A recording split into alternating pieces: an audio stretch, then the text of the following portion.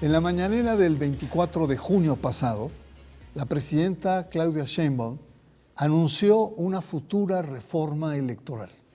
Indicó que la modificación tiene que ver con la cantidad de recursos que se utilizan para el INE y para los partidos políticos.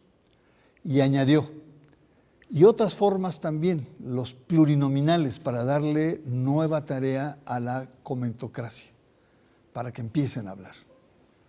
No es novedad la reforma electoral, hay que decirlo. Fue concebida inicialmente por el expresidente Andrés Manuel López Obrador y retomada por la presidenta Sheinbaum como uno de sus compromisos centrales para su administración. Para abordar este importante tema, nos acompañan el día de hoy la doctora Cecilia Cadena Inostroza, investigadora adscrita al Seminario Académico Instituciones, Sociedad Civil y Políticas Públicas del Colegio Mexiquense. Y el doctor Igor Vivero Ávila, profesor e investigador de la Facultad de Ciencias Políticas y Sociales de la Universidad Autónoma del Estado de México.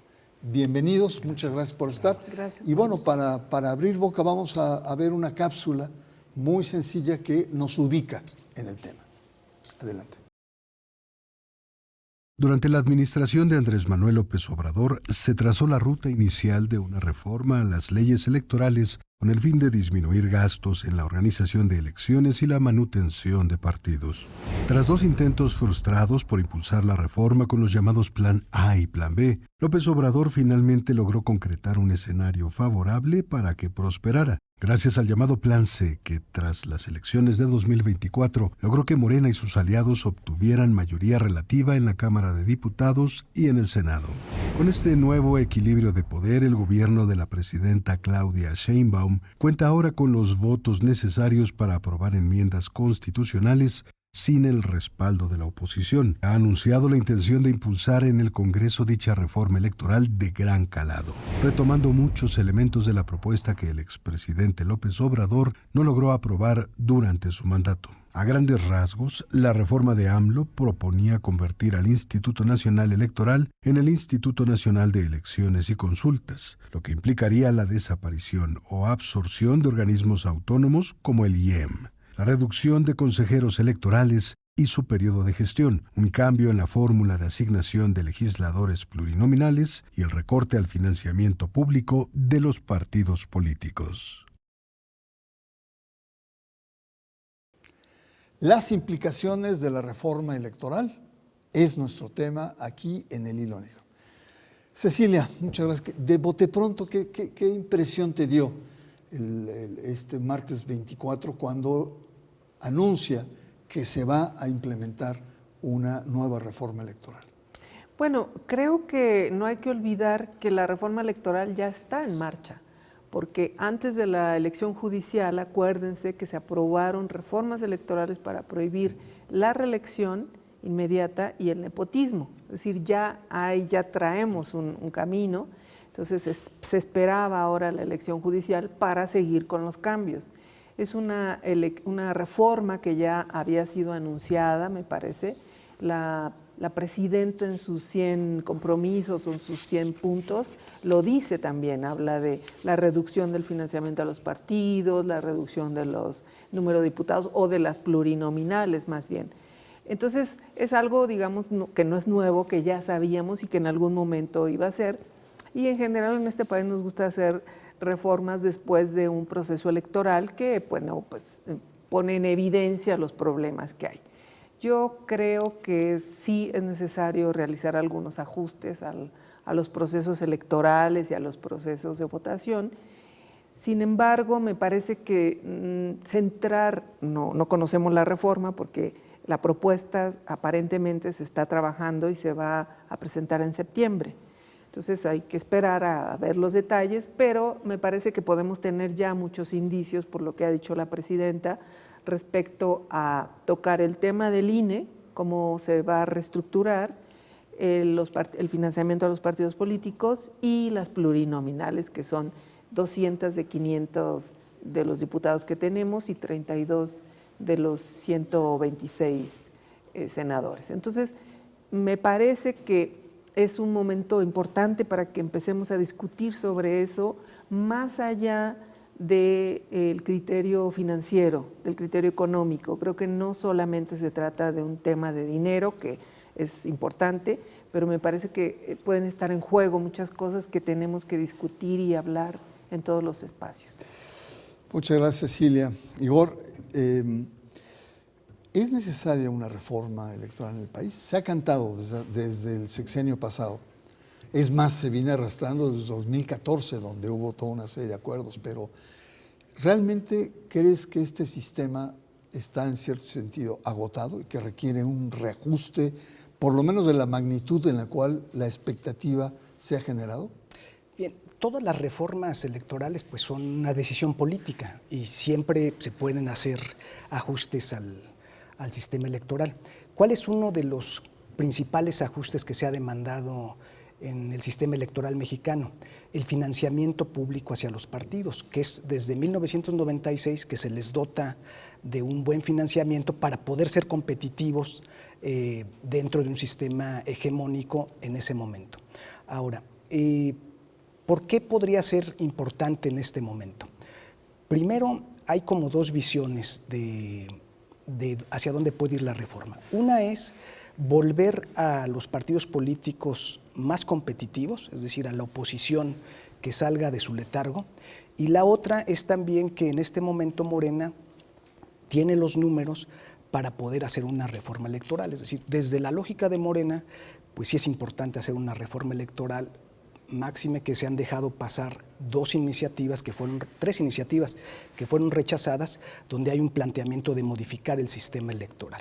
Ahora, lo que habría que ver como se está planteando, porque la presidenta ha sido como muy cuidadosa, no ha fijado un tiempo específico de la reforma, como lo mencionaste, ha dado 2, 3 pinceladas que ya nos introducen al debate, pero primero, si se quiere fortalecer al sistema de partidos, y segundo, cómo hacer de las elecciones más económicas, porque dentro de un proceso electoral sabemos que se necesitan recursos, o sea, no podemos hacer elecciones sin recursos, pero también hemos observado en el caso de las autoridades electorales que la reforma del 14 implicó quitarle a los órganos electorales locales muchas de sus funciones y en algún momento resultó más costosas las elecciones de lo que se prometía en ese momento. Entonces el tema de los dineros creo que es un buen punto para revisar.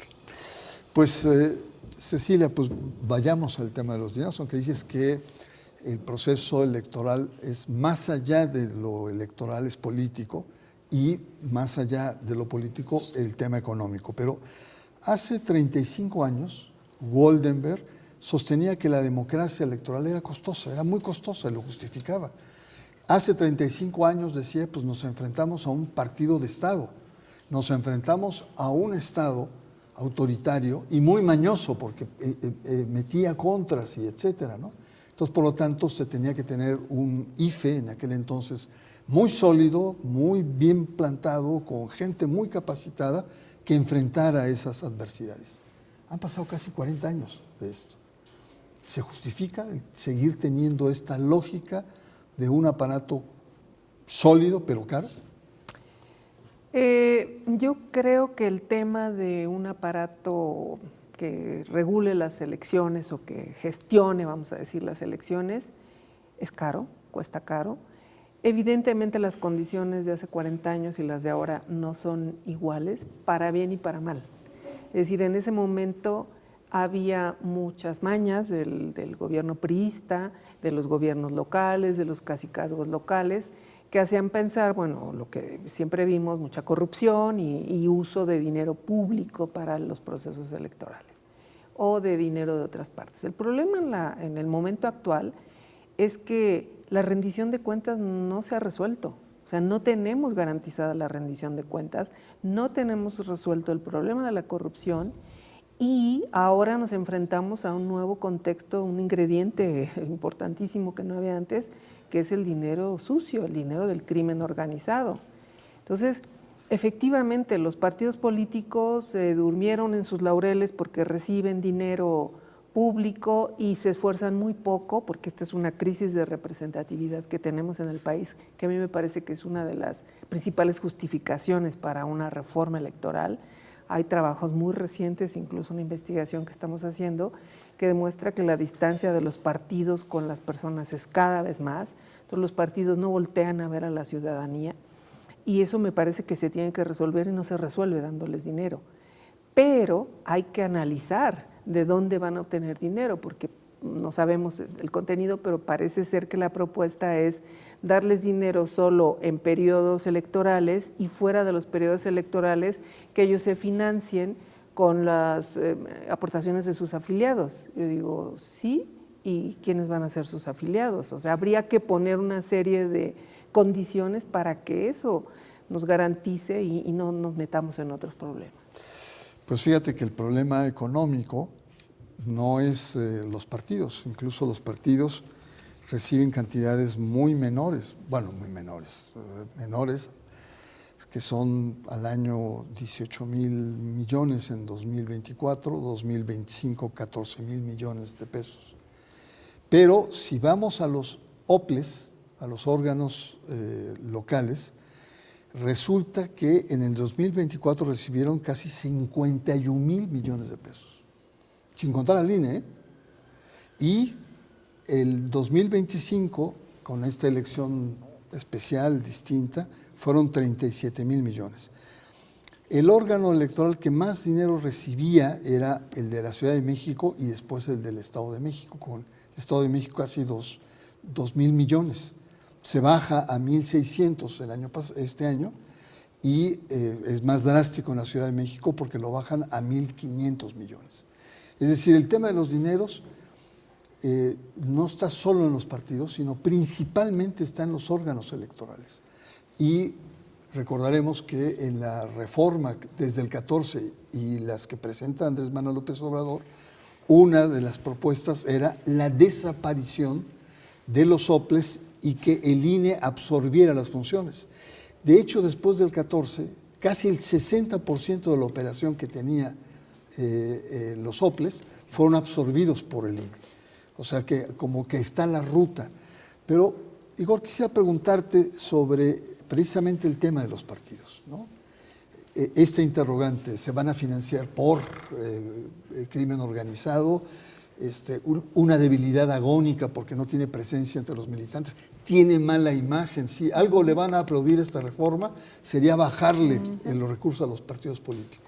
Sí, pero hay que ser cuidadosos en el tema de los recursos, porque ahora, la pasada elección judicial, el preinforme de observación de la OEA, una de sus propuestas es que se valore la posibilidad de financiamiento público a las candidaturas al Poder Judicial. Es decir, el financiamiento público tiene un impacto importante dentro de los sistemas electorales, porque si no se van a financiar del tema de lo público, pues bien lo menciona Cecilia y lo mencionas tú, ¿de dónde se van a financiar? Lo que hemos observado en el tema del financiamiento en estos 40 años es que en el primer momento se dota de un gran financiamiento, pero después los propios partidos políticos empezaron a cometer acciones. Recordemos cuando un partido político perdía el registro y no había la posibilidad legal de quitarle los bienes. Ya después se avanzó en esa parte. También la cuestión de fiscalización. Entonces, en México llama más la atención porque todos los trabajos respecto a América Latina, México tiene el mejor sistema de financiamiento público en cuestión de recursos para los partidos, en un país con una desigualdad social muy amplia y con niveles de pobreza. Entonces, ese financiamiento era para un periodo de tiempo. ¿Cuál fue? Pues algunos decían 20 años, pero ya estamos 40 años después. Entonces, tiene que haber, en mi opinión, un financiamiento público, porque no los puedes dejar agónicos en época que no es electoral, es decir, son burocracias, son organizaciones, son instituciones que requieren, pero también ese financiamiento sí está muy etiquetado y los propios partidos han simulado. Hay un financiamiento, me parece el 3%, para el empoderamiento de las mujeres, ¿sí? Entonces hay que ver qué empoderamiento están haciendo. Entonces, sí a lo público, pero con mayor revisión. Muy bien, pues muchas gracias en este primer bloque. Lo que me queda claro es que hay un tema central acá, que es la fiscalización. La fiscalización ha fallado de principio a fin en esos 40 años. No tenemos claro en qué se usa, cómo se usa, y ese tipo de aspectos que yo creo que tienen que estar muy fuertes en la propuesta de una reforma electoral. Vamos a una pausa, regresamos para seguir conversando sobre las implicaciones de la reforma electoral. No se vaya, usted está en El Hilo Negro.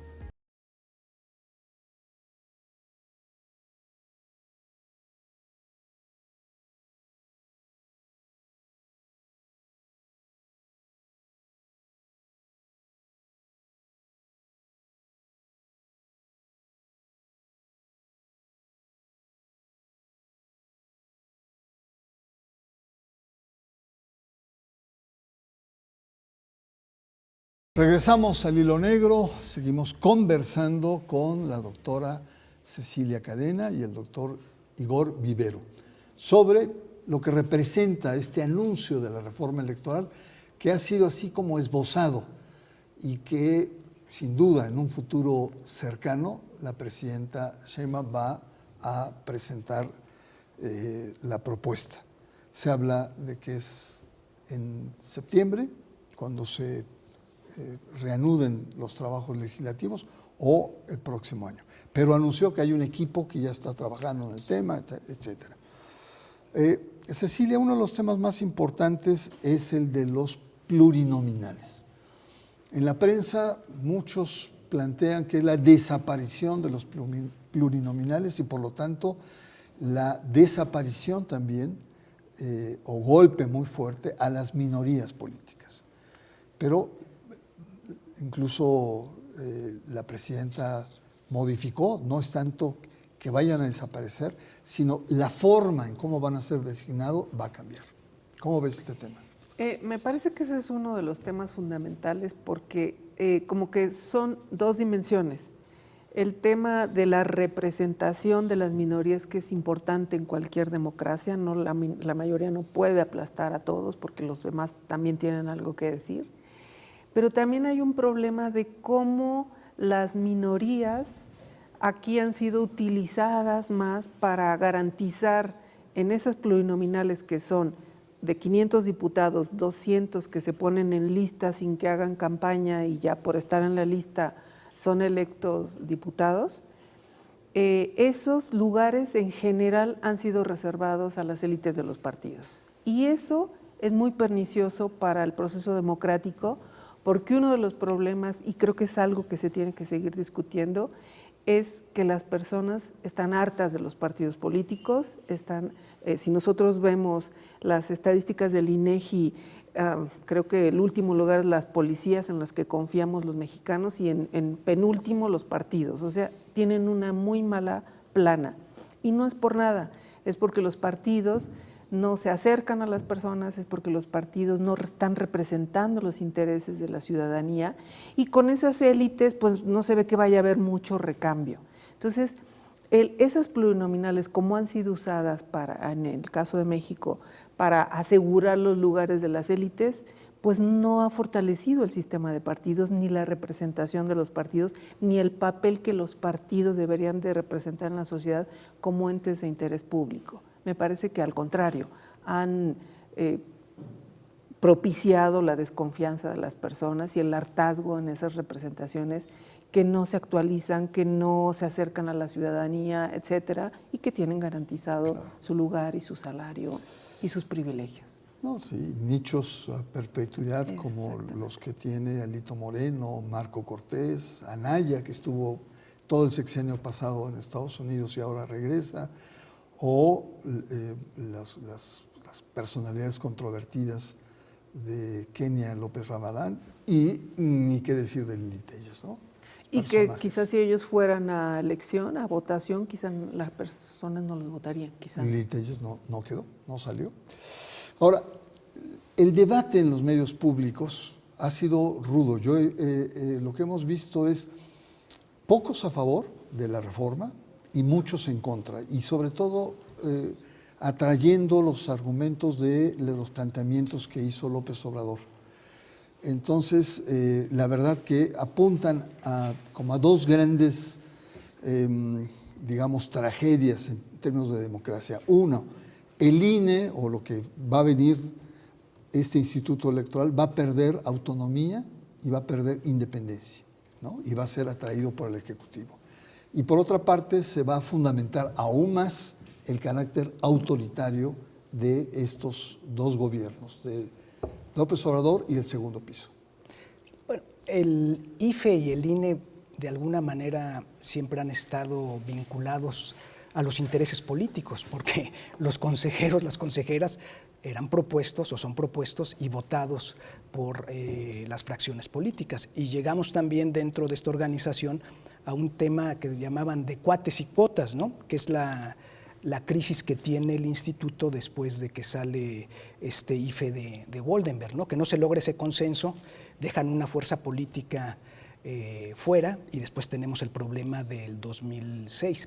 A ver, México lo que sí ha avanzado es en un sistema competitivo con los partidos políticos que tenemos, y ese sistema competitivo ha permitido gobiernos divididos, gobiernos yuxtapuestos, alternancia política. ¿Cómo se logró eso? Sacando a quien organizaba, calificaba las elecciones del poder. Otros sistemas, el Ministerio del Interior hace las elecciones y tienen alternancias. En nuestro caso, el problema de 1988 de la legitimidad implicaba crear una figura con cierta presencia. La presidenta dice, no va a perder la autonomía el INE, ¿no? Se va a revisar. Necesitamos un órgano electoral fuerte, con integrantes que tengan una visión de Estado, es decir, que no hagan carrera política desde el órgano electoral. ¿Por qué? Porque el árbitro no puede ser juez y parte. Y cuando el árbitro ha jugado de alguna de las partes, pues hay mayor problema. Ahora, el órgano electoral, y tú mejor lo sabes, recibe presiones todo el tiempo. Sí.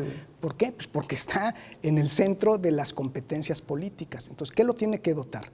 Primero, pues de presupuesto. O sea, no es posible un órgano sin presupuesto. Y segundo, que el proceso de selección sí sea de consenso, no de cuotas nada más, ¿no? Creo que ahí esa parte, y cuidar la autonomía.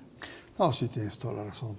De hecho, la forma en que yo fui electo consejero acá fue fruto de una negociación. Yo recibí una llamada a las 2 de la mañana, me dice, Barranco, envíanos tu currículum. Lo envié, pero nunca les llegó, o sea, ni con currículum, ni examen, ni nada. Y así fui electo en un momento de crisis, claro, con el tema de cartonera. Pero efectivamente, no santifiquemos al INE. Es decir, negociaciones políticas que primero eran los gobernadores, las fuerzas locales. En la reforma del 2014 dijo, frenemos esto, pero ya no eran los gobernadores, eran los propios consejeros, ¿no? El propio Goldenberg negociando con el gobernador, si esta o no va a ser la mejor opción, etcétera. O sea, sí, ciertamente no podemos llegar ahí. Cecilia, los soples, hablando de qué va a pasar con ellos. No ha dicho nada Claudia Sheinbaum, la presidenta, pero desde hace tiempo se está cuestionando su viabilidad, su existencia. Se duplican, hay dos estructuras electorales que hacen prácticamente lo mismo, pero en diferentes, una federal, una local, etcétera, cuando bien podrían asumirse.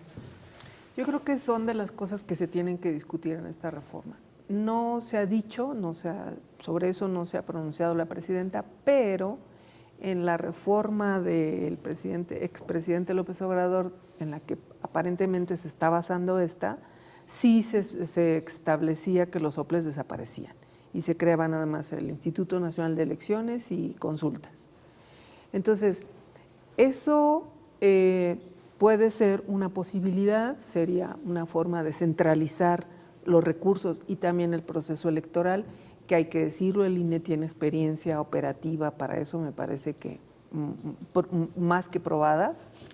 Sin embargo, también hay que discutir el papel que cumplen los soples en los espacios locales, porque los espacios locales tienen sus particularidades, el país no es igual, no es homogéneo.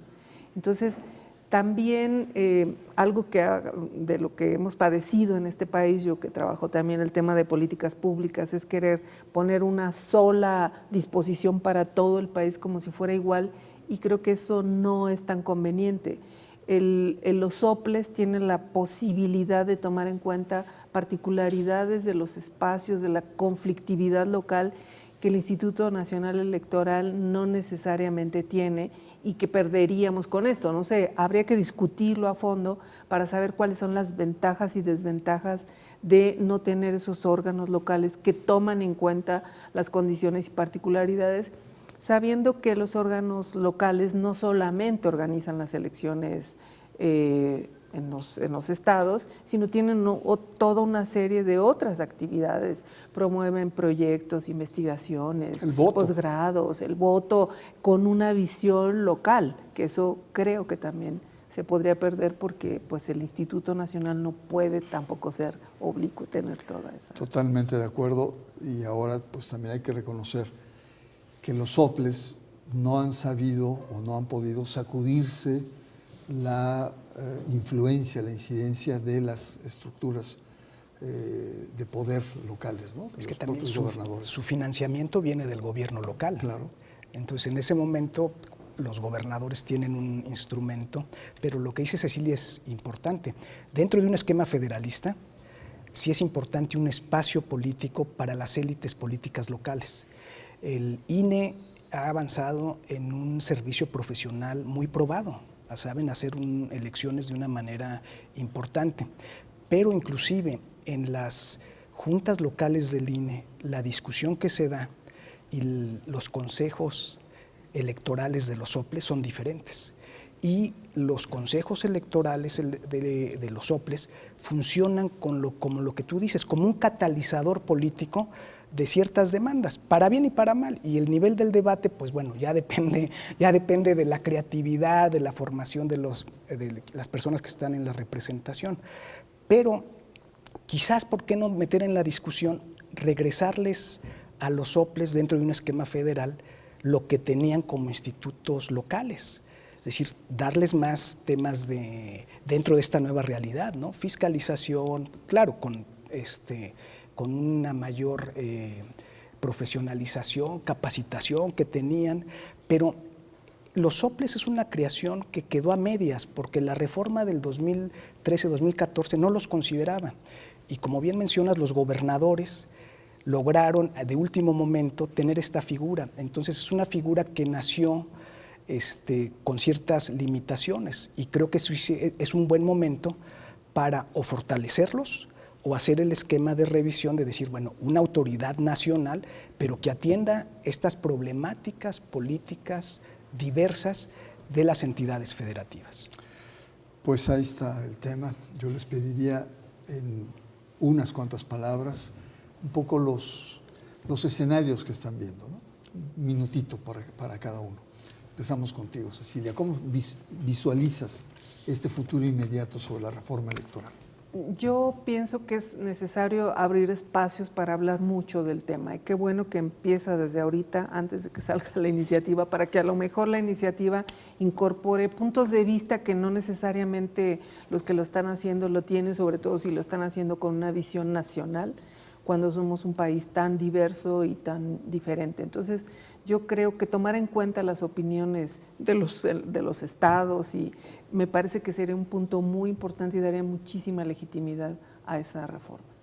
Muchas gracias por tu presencia, Cecilia, aquí. Al contrario, gracias. Igor Rivero, ¿cuáles serán tus apuntes finales? Bueno, primero que la presidenta trae otro tiempo político y no compromete la reforma. Y segundo, que hay un actor que no hemos comentado ahorita en el programa, y son los coordinadores legislativos, que también tienen sus propios intereses dentro de la reforma. La primera reacción de los coordinadores de Morena es que iban a tomar la iniciativa del Plan C como base, y lo que demostraron en las reformas que se aprobaron de la no reelección y de la parte de luchar que no sean los mismos familiares, es que no respetaron los tiempos de la iniciativa presidencial, los modificaron. Entonces ahí creo que va a haber otro proceso político aparte dentro de Morena. Es decir, interno. Así estamos hablando. Porque no están de acuerdo algunos que se... En algunos, y los aliados también. Claro. Seguro.